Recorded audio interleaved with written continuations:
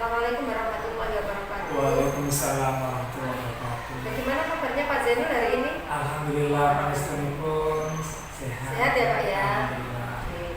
Alhamdulillah kita sudah di modul terakhir ya, kemarin modul 3.3 rukolnya. Bagaimana perasaannya sekarang Pak? Alhamdulillah saya senang sekali. Sehat ya? Saya Ya, senang senang karena sudah bisa dan mampu menyelesaikan modul 1, 2, dan 3 dengan lancar. Alhamdulillah, terima kasih Pak. Kasih jempol buat Pak Zainul dan teman-teman yang sudah tetap semangat, sudah menyelesaikan tugas-tugasnya sampai di akhir. Untuk tugas aksi nyata yang tentang 3.1 itu kira-kira ada kendala nggak Pak ya 3.1 kemarin? Untuk aksi nyata 3.1 sebenarnya ada kendala, cuma ada beberapa hal tentang masalah waktu, pengaturan waktu itu. Jadi kadang-kadang waktu itu saya nggak bisa mengontrol jam belajar kemudian ke sekolah, sehingga ada sedikit kendala keterlambatan dalam pembuatannya dan pelaksanaan aksi nyata. Tapi insya Allah sudah selesai berubah seperti itu. Ya, ini peralatan saya lebih bagus Pak, peralatan jenengan karena ini pada tepat waktu mengkualifikasi. Pernahkah Bapak mengalami tentang dilema etika sama sehari-hari ketika mengajar? Pernah, sering kali. Iya, terakhir itu saya menghadapi dilema etika ketika di satu sisi saya harus memposisikan diri sebagai guru di sekolah, tapi di sisi lain saya harus memposisikan saya sebagai wali murid. Karena permasalahan buku tentang LKS itu dari pihak wali murid itu kepingin, tetapi dari pihak sekolah tidak mau pernah bayar jadi beneran karena berhubungan dengan tadi LKS berbahaya. Itu terakhir kemarin sudah kita selesaikan secara kekeluargaan, dan juga dari pihak sekolah juga sudah menginisiasi untuk tidak terjadi hal-hal yang tidak diinginkan, karena banyak sekolah lain yang mengalami masalah sampai masuk ke meja dinas, media seperti itu. Tapi alhamdulillah sudah selesai. Seperti itu. Dalam sehari-hari sudah mengalami ya modul 3.1 tentang pengambilan keputusan yang tepat, dilema etika, sudah pernah kita rasakan semuanya. Untuk yang terakhir yaitu tentang rancangan program yang berdampak pada murid. Kira-kira sudah merancang Pak untuk aksi nyata berikutnya? Untuk program aksi nyata berikutnya ini untuk berhubungan dengan program yang memberdayakan sumber daya di sekolah. Rencana banyak sekali, salah satunya itu nanti ada namanya Baginda itu. Oh yang kemarin dipresentasikan. Iya, saya. Nah sebelumnya juga saya punya ada namanya Sarina. Sarina itu kegiatan di mana dia anak-anak itu kita ajak untuk meliterasi diri melalui kegiatan membaca, menulis, sehingga apa itu nanti bermanfaat bagi dirinya dan juga bagi lingkungan. Jadi anak-anak itu nanti juga kita adopsi kegiatan Sarina itu dia dimasukkan di dalam kegiatan Baginda, berbagi cerita, berbagi edukasi, yaitu anak-anak perlu belajar berliterasi. Itu nanti kita gabung dengan program Sarina. Kolaborasi ya? Iya betul. Ada kendalanya tetap laksana?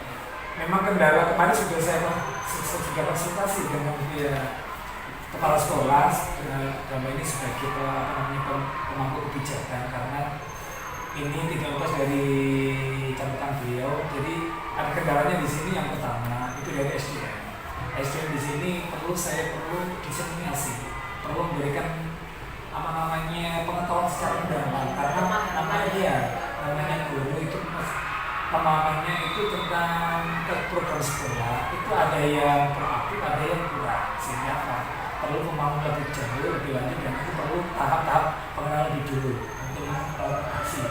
Setelah sudah dipahami kira-kira 60% 70% baru nanti kita lanjutkan untuk program penjadwalan kegiatan. Kalau seperti itu. Tantangannya Iya. luar biasa ya. Betul. Jadi rata-rata di sini kan 90% orang guru-guru anak. Guru baru paling masih 10-20%. Nah ini beberapa ini sudah mulai pensiun. Ya, mulai Iya. perlu pendekatan. Betul. Perlu pendekatan, diseminasi yang menyentuh ya, tanpa menggurui kepada teman-teman pengajar. Kira-kira untuk komunitas praktisinya sudah ada? Sudah. Jadi kalau di kelas kita ada rombel ya, komunitas belajar kelas 4, kelas 5. Oh, ada ya? Ada. Kemudian di tingkat sekolah itu ada namanya rombel, namanya Sumaji. Nah kebetulan saya sebagai penggeraknya, kemudian Brenda angkatan 10 sebagai ketuanya. Jadi Sumaji ini sudah berjalan webinar, sudah 2 kali webinar. Yang pertama webinar tingkat lokal, yang kedua webinar tingkat kecamatan, tingkat gugus. Kemarin itu yang saya jadi pembicaranya itu. Terima kasih ya Pak ya.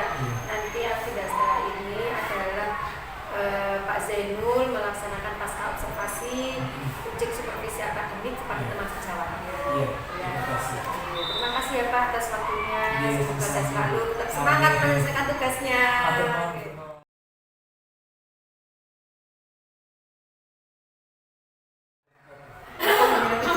Assalamualaikum warahmatullahi. Waalaikumsalam warahmatullahi wabarakatuh. Gimana kabarnya hari ini Bu Farah? Alhamdulillah, luar biasa, Allahu Akbar. Alhamdulillah, senang sekali Bu Farah ya. Ini pada pertemuan sebelumnya Bu Farah sudah melaksanakan pembelajaran. Di mana pembelajaran itu sangat-sangat menarik dan sangat-sangat menggugah siswa untuk aktif dalam pembelajaran. Bagaimana, senang Bu Farah? Senang, alhamdulillah. Iya. Saya lihat kemarin itu anak-anak itu antusias yang mengikuti pembelajaran, terutama ketika anak-anak mempraktikkan pengajuran. Itu saya, masya Allah, semuanya kepingin maju. Menurut Bu Farah itu untuk penyiapan metodenya itu gimana? Medianya itu lama nggak? Sulit nggak? Oh ya lumayan, sekitar 1 minggu kita membuat.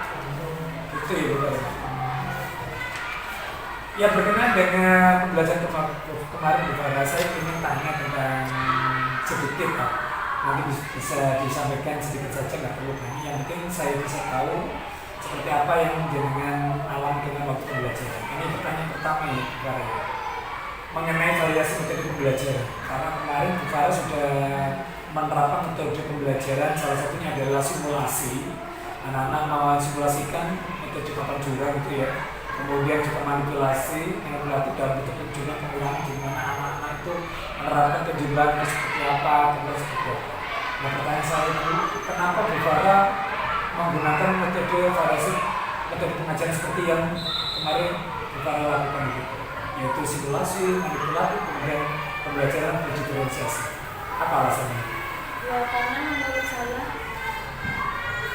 karena menurut saya itu metode yang seperti simulasi, manipulatif, dan aktivitas kelompok itu bisa mengajarkan peserta didik mengenai konsep dari pengurangan serta dari penjumlahan. Oh gitu ya. Ya. Jadi makanya kemarin anak langsung paham, ketika gamenya itu langsung, oh ini bukan bisa gitu. Wah ya itu sangat berkesan. Sehingga para anak langsung bisa ya. Alhamdulillah.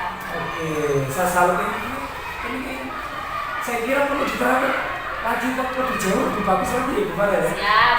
Oke, pertanyaan selanjutnya. Kemarin itu saya lihat itu anak-anak itu sangat antusias Bu. Sehingga terlihat apa yang diinginkan anak-anak, apa yang dibutuhkan anak-anak itu tercapai. Nah berkaitan dengan itu, saya ingin tanya tentang ini. Bagaimana perhatian jenengan terhadap siswa itu? Saya memperhatikan anak-anak siswa yang saya rasa dia itu mengalami kesulitan dalam menerima penjelasan tentang materi penjumlahan dan pengurangan, sehingga saya dekatkan terlebih dahulu, terus saya memberikan dukungan secara individual. Setelah itu kalau dirasa anak itu sudah memiliki rasa percaya diri, baru saya menyuruh anak tersebut untuk maju. Coba. Gitu. Kemarin yang malu-malu itu gak jadi mau ternyata itu prosesnya ya Bu. Iya. Oke, terima kasih Bu Farah, sangat-sangat menginspirasi bagi guru-guru yang lain. Dan saya cukup seperti itu. Oke, selanjutnya Bu Farah.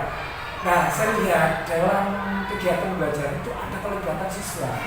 dan di situ benar-benar semuanya itu kepingin terlibat ya dalam kegiatan, salah satunya dalam diskusi kelompok, kemudian dalam simulasi papan juran itu. Nah, pertanyaan saya, ini bagaimana sih Ibu menjaga kemudian menunjukkan siswa akan terlibat dalam kegiatan pembelajaran? Seperti apa ya? Dibuat kelompok juga bisa ya kan, terus kita membawanya, menyampaikan materinya harus secara dengan menarik gitu, ceria, jadi sehingga anak-anak itu juga fokus terhadap kita, fokus terhadap apa yang kita sampaikan seperti itu. Jadi sehingga semua siswa itu bisa terlihat aktif dan berpartisipasi dalam kegiatan yang ada di dalam kelas. Oh gitu. Memang saya mengapresiasi usaha Bu Farah di mana Bu Farah itu tidak memandang satu persatu, sehingga langsung mereka itu ada yang malu, ada yang gak berani, jadi berani misalnya itu. Nah, berkenaan dengan waktu Bu Farah, ketika jenengan sudah melaksanakan pembelajaran, kan anak-anaknya waktu kan terbatasi ya Bu Farah. Kadang-kadang kita kadang enjoy itu nggak terasa waktu sudah habis. Nah, bagaimana Bu Farah mengatur manajemen waktunya Bu Farah dalam belajar? Beberapa aktivitas itu memerlukan waktu yang lebih lama dari yang diharapkan, sehingga materi itu tidak terselesaikan dengan baik. Jadi saya sebagai guru juga melakukan keseimbangan, keseimbangan antara guru juga terhadap siswa, agar siswa tersebut itu lebih maju, dan dukungan bagi siswa juga membutuhkan lebih banyak bantuan. Oh gitu, jadi ketika ada masalah dengan waktu pembelajaran, memang itu tadi yang harus dilakukan Ibu Farah. Ya, terima kasih Bu Farah, jawabannya sangat-sangat bagus sekali dan perlu diapresiasi dan perlu dibahas juga Bu Farah ini, karena ini penting sekali untuk pembelajaran dari ini. Kemudian berkenaan dengan ini pembelajaran diferensiasi Bu Farah. Berkenaan dengan pembelajaran diferensiasi ini kadang-kala itu kan perlu namanya pengaturan kontennya, materinya Bu Farah. Jadi perlu sekali ketika jenengan menerapkan pembelajaran diferensiasi itu ada baiknya menyiapkan konten-konten isi materi yang memang bagus untuk anak-anak dan sesuai dengan kemampuan anak-anak. Nah, ketika jenengan sudah melaksanakan pembelajaran diferensiasi, apa yang jenengan lakukan terlebih dahulu sebelum melaksanakan pembelajaran diferensiasi? Apakah jenengan melakukan asesmen di awal atau bagaimana? Menjelaskan dulu, menjelaskan tentang materi tersebut, tentang penjumlahan, pengurangan. Kalau konsepnya anak-anak peserta didik itu mampu memahami penyampaian di awal, baru kita masuk metode tadi. Oh, berarti nanti untuk diferensiasi kontennya, berarti Bu Farah menyiapkan aneka bentuk konten isi tadi.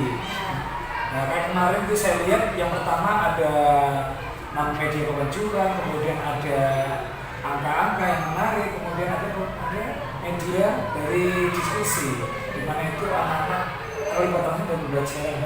Oke, terima kasih Bu Farah.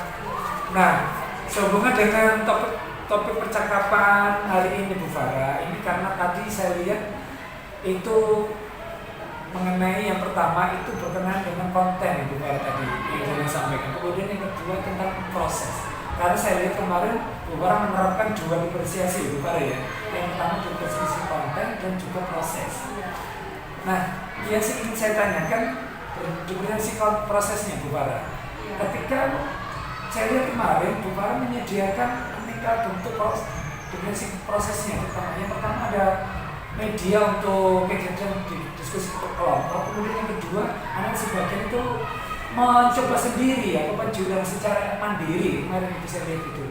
Nah, bagaimana Bu Farah itu menyiapkan media itu sehingga anak-anak itu kok langsung senang gitu. Satunya ada yang diskusi kelompok, silakan yang diskusi kelompok, ada yang mencoba kepenjuran. Gimana Bu Farah itu menyiapkan itu? Oh gitu ya, jadi sebelumnya saya masuk ke materi itu kan saya baca terlebih dahulu, ya kan.